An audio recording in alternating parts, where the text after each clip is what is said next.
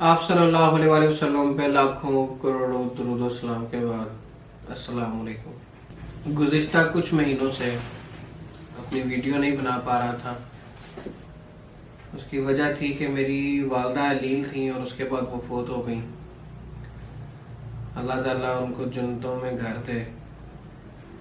उसकी वजह से डिस्टर्ब था और किसी तरफ ध्यान नहीं था, दिल नहीं था। मेरी आप सब सामीन से भी गुजारिश है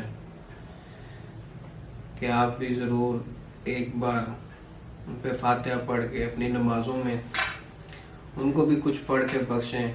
अल्लाह ताला उनकी मग़फ़िरत फरमाए, उनके दर्जात बुलंद फरमाए। वालिदैन के चले जाने के बाद 2-3 सिलसिले हैं नेकियों के जो उनको बाम पहुँचते हैं। उनमें से एक औलाद के नेक अमाल है। औलाद जितने ज़्यादा से ज़्यादा नेक अमाल करती है वही उनको रोज़ाना उनके दर्जात को बुलंद करती है। अल्लाह ताला हर एक के वालिदैन को जन्नतुल फिरदौस में जगह अता फरमाए। मेरा भी जो ये कई नेकियों में एक अमल ये भी है कि ये सीखने सिखाने वाला अमल, और मैंने अब सोचा है कि मेरी जो वीडियो 3 महीने बाद 4 महीने बाद एक आती है, मैं अब इसमें भी थोड़ा सा इस अमल में भी तेज़ी लाऊं। कम से कम अपने सामीन के लिए ये आसानी कर सकूं कि मैं हर महीने एक टॉपिक के साथ आपके लिए एक वीडियो बनाऊं, ताकि आप जल्द अज जल्द जो होम्योपैथिक से रिलेटेड, मैं आपसे होम्योपैथिक से रिलेटेड जो आपसे बात करना चाहता हूं, आप जल्द अज जल्द उससे ज़्यादा से ज़्यादा मुस्तफ़ीद हो। आज तक मेरी जितनी भी वीडियोज़ आई उसमें मैं मुख्तलिफ ट्रीटमेंट के बारे में बात करता रहा, होम्योपैथी के बारे में बात करता रहा कि ये हर बीमारी में बड़ा अच्छा असरअंदाज होती है। आप एक सिंगल रेमेडी प्रैक्टिशनर के पास जाएं। कभी स्पेसिफिकली मैंने किसी एक डिजीज को या स्पेसिफिकली किसी एक मेडिसिन को पकड़ के कभी ऐसा डिटेल बात नहीं की। और अब मेरा प्रोग्राम है कि मैं कुछ डिजीज के ऊपर या कुछ मेडिसिन के ऊपर, या मेडिसिन जो होम्योपैथी की एक खास फैमिलीज होती है मेडिसिन की, उनके ऊपर कुछ टॉपिक्स पे मैं आपके साथ कुछ बातें करूं, ताकि आपको ये चीजें ज़हनशीन रह जाएं। आपकी प्रैक्टिस में ये चीज आपको बहुत काम आए। तरीका ये इख्तियार करने की कोशिश करूंगा कि जो चीज भी मैं आपको बताऊं वो मेरे बताते बताते ही आपको हिफ्ज हो जाए, आपको समझ आ जाए। आप 1 या 2 बार उसको रिवाइज करें, मुतालिया करें, तो आपको हमेशा के लिए जहन में रह जाए। वो ऐसे ही जहन में रह जाए जैसे अगर आपके एक भाई का नाम असलम है, एक भाई का नाम बाबर है, एक भाई का नाम एहसन है, तो जब आपको उनमें कभी कोई गलती नहीं लगती तो आपको ऐसी कोई गलती ना लगे ब्रायोनिया में, आपको ना गलती लगे रस्टॉक्स में, ना गलती लगे आपको आर्निका में। तो ये सारी बातें करने से पहले मैं एक बात आपसे कहना चाहूंगा। जो आप मुतालिया कर रहे हैं, जितना भी मुतालिया आप करते हैं, उसको ज़हनशीन करने के लिए उसमें वक्फा जरूरी है। आप एक टाइम पीरियड जरूर रखें कि आपने कम से कम 2 माह, 3 माह, 1 माह मुतालिया करना और उसके बाद फिर एक गैप देना। अगर आप सिर्फ पढ़ते जाएंगे तो आप उससे इल्म हमेशा अल्लाह से हमेशा नाफे इल्म मांगे, वो इल्म जो आपको फायदा दे सके। और इल्म वही फायदा देगा जिसको आप हासिल कर रहे हैं और उसको जज्ब करना है। सिर्फ पढ़ लेने का नाम मुतालिया नहीं है। इसीलिए मैं कहता हूं कि मुताले को ज़हनशीन करने के लिए वक्फा जरूरी है। सेहत की बहाली के लिए रूह का पाकीज़ा होना जरूरी है। खुशगवार जिंदगी के लिए तौबा, तंगदस्ती, शुक्र, बीमारी, सेहत, ये सब जरूरी। और सेहत की बहाली के लिए, अच्छी सेहत बरकरार रखने के लिए, अच्छे ट्रीटमेंट के लिए परहेज जरूरी है। पैसे कमाने के बाद उसकी खर्च करने के लिए प्लानिंग जरूरी है, उसकी तरतीब जरूरी है। ये जो हम बाज होम्योपैथिक डॉक्टर रात एक जुमला इस्तेमाल करते हैं कि हम बीमारी का इलाज नहीं करते, बीमार का करते हैं, मरीज का करते हैं। तो इसको ऐसे समझें कि जो चीज आप तक है वो अब हर एक फहम में नहीं आ सकती। हम होम्योपैथिक डॉक्टर हर ट्रीटमेंट की मुख्तलिफ अप्रोच होती है ना, जैसे एलोपैथिक, होम्योपैथिक, आयुर्वेदिक, कई दफा इसका जिक्र हो चुका है। इसी तरह अगर आप सिर्फ होम्योपैथिक में भी रहें तो उसको भी ट्रीट करने के मुख्तलिफ तरीके हैं। उसको आप कॉन्स्टिट्यूशनल देख सकते हैं, आप उसको मियाज़मेटिक देख सकते हैं, आप उसको पैथोलॉजिकल देख सकते हैं, आप उसकी एक ड्रग पिक्चर के ऊपर अगर कोई आ जाता है आप उसमें देख सकते हैं। अगर इसमें मुख्तलिफ अंदाज हैं आप अपने केस को कैसे लेते हैं।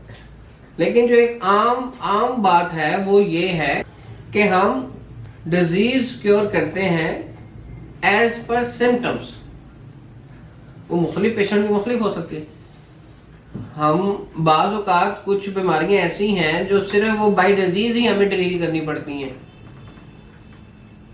या अगर एक ऐसा बच्चा आ जाता है जो गूंगा बहरा है या जो बहुत छोटी उम्र का है, जो अपनी सिम्टम्स नहीं दे सकता,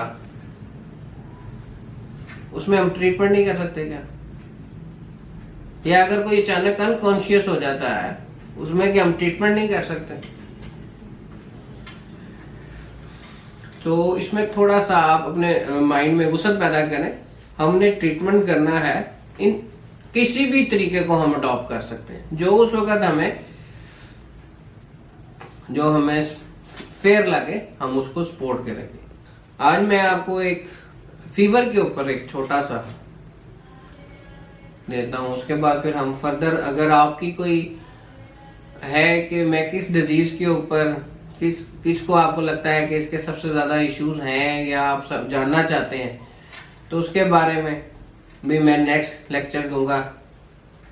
लेकिन एक चीज ध्यान में रखें कि ये सारे लेक्चर उन लोगों के लिए हैं जो डॉक्टर होम्योपैथिक हैं, जो इस शोबे से वाबस्ता हैं, और जो आम आवाम है वो इस चीज को समझे जरूर, लेकिन कम से कम सेल्फ मेडिकेशन ना करें।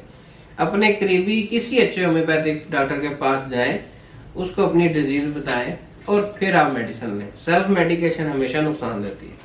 अमूमन ये होता है कि जब कोई बीमार बुखार की हालत में हमारे पास आते हैं तो उस वक़्त हम सिरप वगैरह का, कम्बिनेशन वगैरह का इस्तेमाल शुरू कर देते हैं।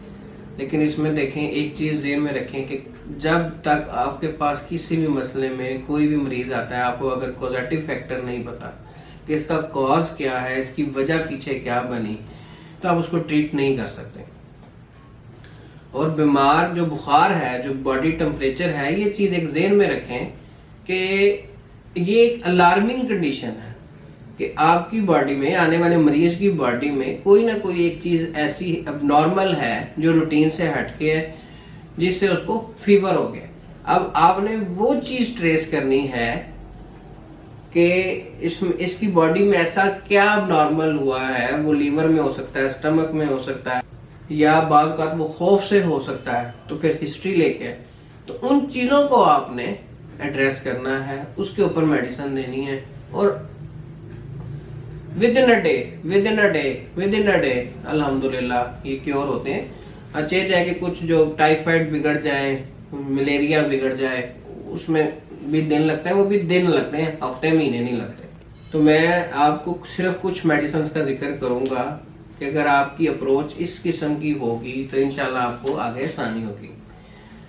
जैसे फीवर में आप एक चीज मैं यहाँ कहना चाहूंगा कि आप अपने नोट्स जरूर बनाएं, और नोट्स के ऊपर आपने हेडिंग डिजीज की देनी है, जैसे fever, nausea, vomiting, stomach pain, rheumatic issues, arthritis, heart. आप ऑर्गन्स नेम दें, आप डिजीज के नेम दें, उससे रेलिवेंट उसके नीचे मेडिसिन हों, उससे रिलेटेड उसकी सिम्टम्स हों, ताकि आप जब आपके नोट्स तैयार हो रहे हो, इनमें नोट तैयार करते हुए कई साल लगते हैं, लेकिन ये शुरू उस पहले दिन से ही होता है, और आहिस्ता आहिस्ता आपके नोट्स बनते रहते हैं, और फिर आप उन्हीं को रिवाइज करते रहते हैं, और आपको वो चीज ज़हन नशीन रखिए। कई चीज़ें आपको अपने हाथ से ही नोट्स तैयार किए हुए ज़हन में आती हैं, हाँ यार ये चीज़ मेरे ज़हन से स्किप हो गई हुई। मैं फिर अपने टॉपिक पे आता हूँ। जैसे बुखार है, बुखार में कुछ मेडिसिन ऐसी हैं कि सिर्फ आप उसकी ड्रग पिक्चर को समझ लें तो वो बुखार भी उतार देती है। और उसके बैकएंड में जो मैं रीजन की बात कर रहा था, ये होम्योपैथिक इतनी इतनी खूबसूरत साइंस है कि उसकी वो रीजन भी दूर कर देती है। अगर आज होम्योपैथिक को इतना रूज नहीं हासिल, लेकिन 10-15 साल इससे ज्यादा नहीं, आप देखिएगा कि एलोपैथिक ट्रीटमेंट से हम लोग कैसे तौबा ताइब होंगे। उस तरफ जाएगा ही कोई नहीं जो हाल उसने, क्योंकि उसका एंड देख लिया, जो हाल हो गया हुआ है एलोपैथिक का, इससे बुरा क्या हो। 3rd जनरेशन तक की मेडिसिन वो दे चुके हैं और इसमें अल्हम्दुलिल्लाह सुमा अल्हम्दुलिल्लाह सारे ऑर्गन्स भी सेव रहते हैं और बंदा ठीक हो जाता है। अब फिर मेडिसिन के ऊपर बात करूंगा। बैक्टीशिया है, बैक्टीशिया का मरीज अगर फीवर में आता है तो एक चीज उसको ध्यान में रखें कि उसको जब घर से ही कोई कहेगा ना उठो डॉक्टर के पास जाना है, तो वो बिल्कुल बेसुध सा होगा। उसको 8-10 दफा कहने पे वो एक बात का जवाब देगा। उसको लाते हुए उसके साथ उसको सपोर्ट के लिए कोई ना कोई जरूर आएगा, और जैसे ही वो आगे बैठेगा वो उसी तरह सेमी कॉन्शियस होगा। और एक चीज जो उसको नुमाया करेगी बेलाडोना के एकोनाइट से, जेलसीमियम से, वो ये होगी कि बैक्टीरिया का मरीज आपको ये साउंड उससे जरूर आएंगे।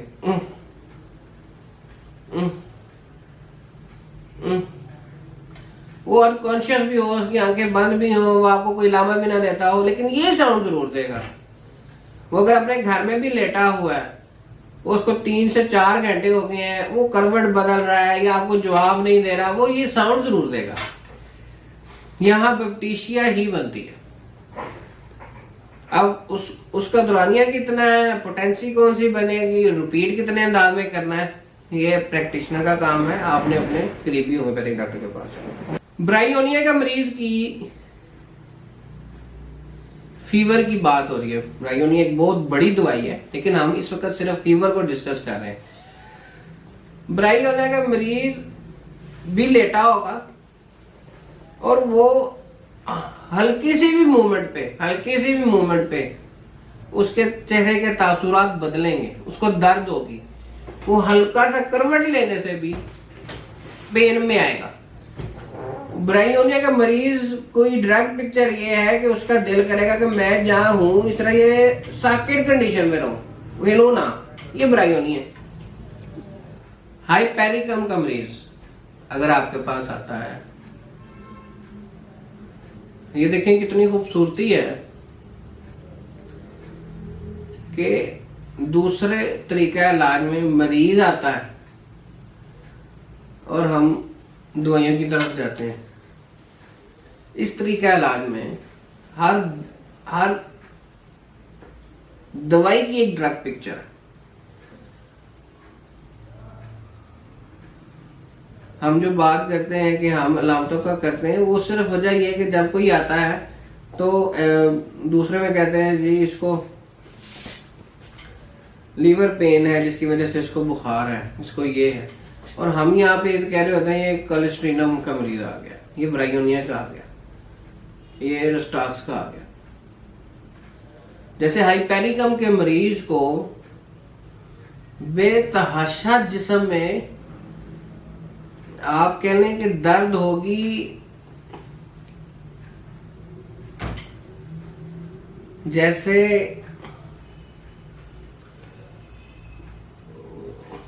वो थोड़ा सा उसका बॉडी थोड़ी मसली गई है, कुचली सी गई है, ये हाइपेरिकम है, बड़ी शदीद होती है उसको, ये हाइपेरिकम का बुखार है। यूपिटोरियम पर्फ में अगर मरीज आता है तो वो आपको जिस्म में बॉडी पेन से ज्यादा बोन्स पेन की कंप्लेन करेगा। ये इतनी खूबसूरत साइंस है कि थोड़ी थोड़ी अलामतों पे आप पूरा केस क्योर कर देते हैं। आपके पास फीवर में आया, फीवर का कुछ सिरप है, वो एक खास कॉम्बिनेशन नहीं दे दिया, पैनाडोल जी बुखार ला दो, इसी तरह अगले टॉपिक्स में पेन्स के ऊपर भी बात होगी और मुख्तलिफ डिजीज के ऊपर भी बात होगी। लेकिन मैंने जो भी बात की कि 10-15 सालों में सारे होम्योपैथी की तरफ आएंगे, साइंस ही बहुत प्यारी है। आप देखें कि अगर आप किसी डॉक्टर साहब को कहते हैं डॉक्टर साहब कि मैं एहसास होता है कि मेरे पीछे कोई है, तो वो आपको इसको ट्रीटमेंट करने के बजाय एक साइकेट्रिस्ट के पास रिकमेंड करते हैं। हालांकि ये ट्रीटमेंट है।